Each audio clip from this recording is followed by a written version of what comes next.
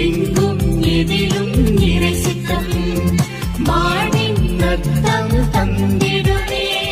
எளிமையும் பொறுமையும் தாழ்மையும் அமைதியும் வாழ்வில் சிறப்பென வாழ்ந்துவிட்டே எல்லோருக்கும் புனிதம் உரிமை என்றே வாழ்விலே நம்பிக்கை வேண்டும் என்றே எங்கள் தந்தையம் சலேசியாரே திருச்சபையின் உண்மை